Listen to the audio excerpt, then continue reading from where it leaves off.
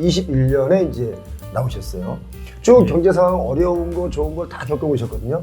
그래서 총 만나서 제가 오늘 여러분께 도움이 되고자 하는 얘기 여러분을 대신해서 질문을 드리도록 하겠습니다. 지금 저희가 조사한 내용을 보면 정말 그 60년대생 은퇴하시는 분들이 상당히 많습니다. 한 860만 거의 900만이 은퇴를 하고 있거든요. 예. 일본처럼 초고령화 사회로 가면서 여러 가지 경제적인 측면으로 보자면 위기가 안 온다는 게 이상하리 많지. 이제 노인 인구는 늘어나고 젊은 청년들의 일자리는 또 줄어가고 그렇습니다. 앞으로 어떻게 보십니까? 초고령 사회는 이제 우리나라 올해 아니면 내년쯤 들어가게 됩니다. 그게 이제 65세 이상 인구가 20%를 넘게 되는 것이거든요. 네.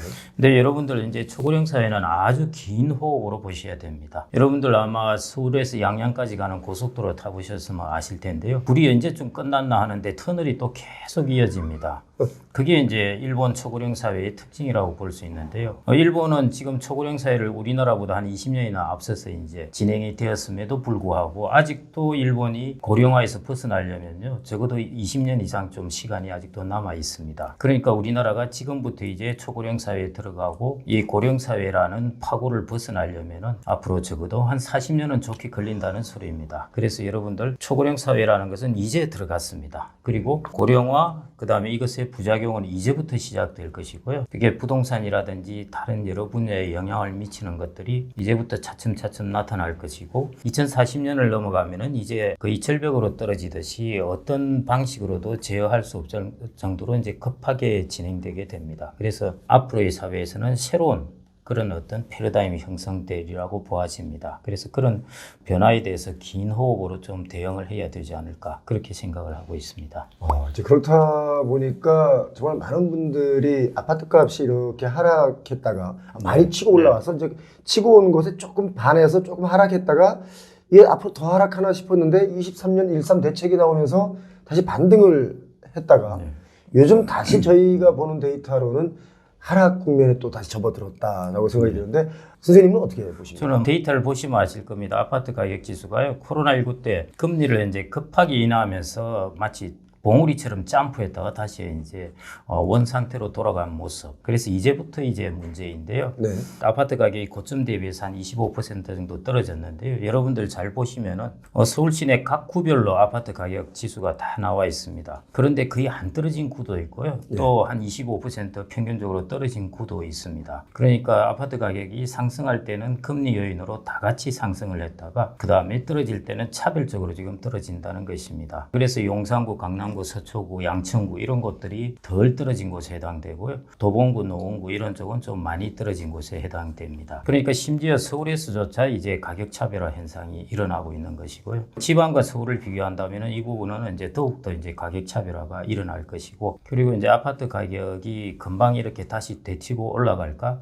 저는 이제 그렇게 보지는 않는데요. 그러면 앞으로 이제 경제 모습이 이제 장기 저성장입니다. 이창용 하는 총재께서 이야기는 이미 했었는데요. 그렇게 되면은 이제 아파트 가격 상승률도 장기적으로 봐서는 훨씬 둔화된다는 것이죠. 그래서 저는 이제 지금 아파트 가격이 다시 폭락하고 말고 이런 문제는 아닙니다. 우리나라는 지금 2000년에 우리나라 1인당 GDP가 $10,000였는데요. 지금 한 32,000달러 이 정도 왔다가 환율 때문에 이제 많이는 못 올라갔는데요.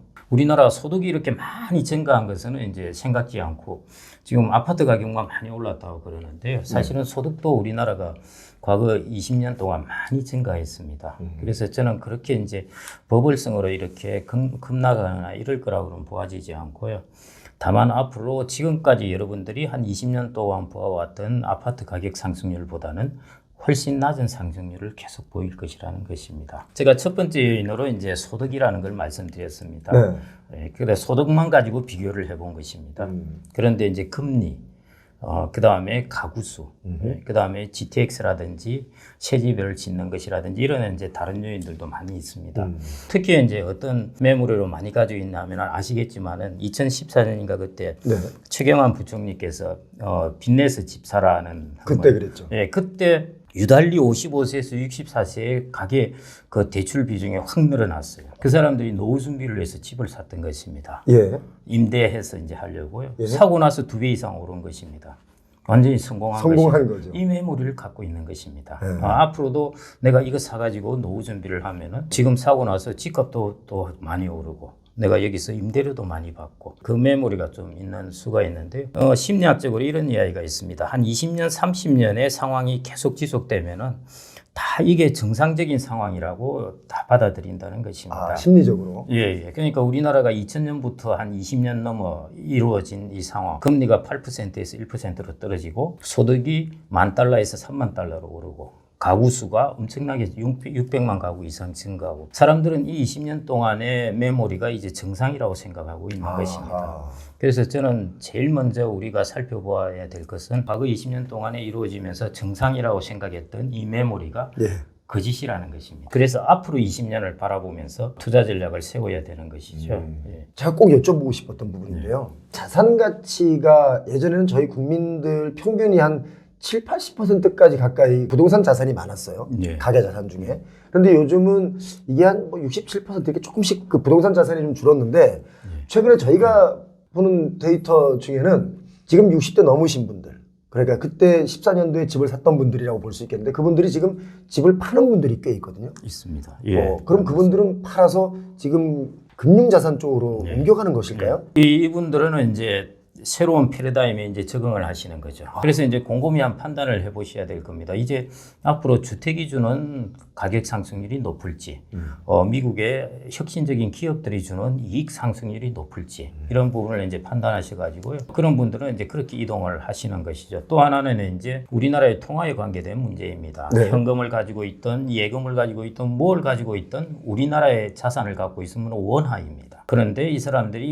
이걸 가지고 외국의 금융자산을 사면은 예를 들어 미국의 주식을 샀다 하면은 달러화로 갖게 됩니다. 그렇죠. 예, 그런 부분에 이제 분산도 하기 시작하시는 것이죠. 아, 거기다 이제 최근에 채권 금리도 좀 올랐지 않습니까? 네. 예, 이럴 때 이제 그때 한 2년 정도 전이었죠. 한참 문제, 한전 부채 문제되고 레고 사태 문제되고 할 때 그때 한전채 3년짜리가 거의 한 5.8% 이렇게 나왔거든요. 빠른 분들은 그때 그런 이제 3년짜리를 사셨습니다.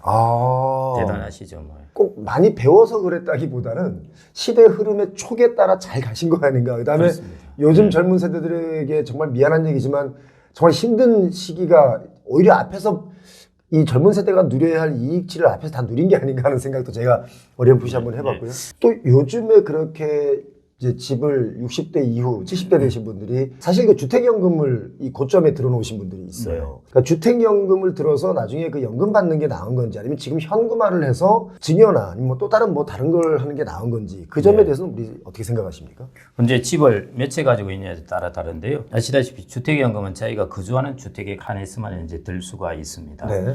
그래서 저는 이제 노후에 꼭 말씀드리고 싶은 것은 집이 두 채, 세 채 있으면 한 채 파셔도 전혀 문제 없습니다. 자기가 노후에는 어느 다른 나라의 노후 생활을 보더라도요. 자기 집을 가지고 있는 것과 가지고 있지 않는 것은 큰 차이가 납니다. 그렇죠. 예, 훨씬 불안정한 생활이고 훨씬 안정된 생활입니다. 그래서 거주하는 주택을 가지고 계신다면은 그것은 주택연금을 통해서 캐시플로우를 만들어내시는 것이 훨씬 낫고요. 예, 거주하는 주택을 팔고 내가 현금을 갖고 좀 더 작은 주택에 들어가서 나머지 현금을 어떻게 운용해 보겠다 하는데 가장 큰 리스크는 뭐냐면은 그 현금을 어떻게 잘 운용하느냐 문제가 아닙니다. 그것은 부차적인 문제이고요. 예. 목돈이 생기면 사라집니다. 아시다시피 어떤 연유로 예를 들어 자녀가 무슨 연유로 돈이 좀 필요하다면 목돈이 있으면 줘야죠. 예. 그런 부분에서 목돈이라는 부분이 사실은 리스크가 그런 부분이 있습니다. 그래서 뭐 여유가 되신다면 얼마든지 증여도 그렇고 현금화도 되고 그거는 얼마든지 가용자금을 만들 수가 있는데요.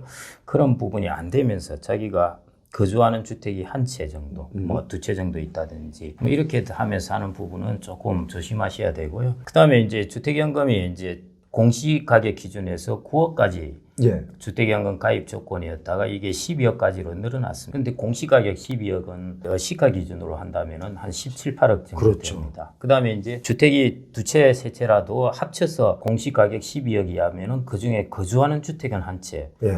주택연금에 들 수가 있거든요. 물론 거주하지 않는 것은 못 들지만. 그렇죠. 예. 이전에 이제 공시가격이 9억일 때는 좀 애매했는데요.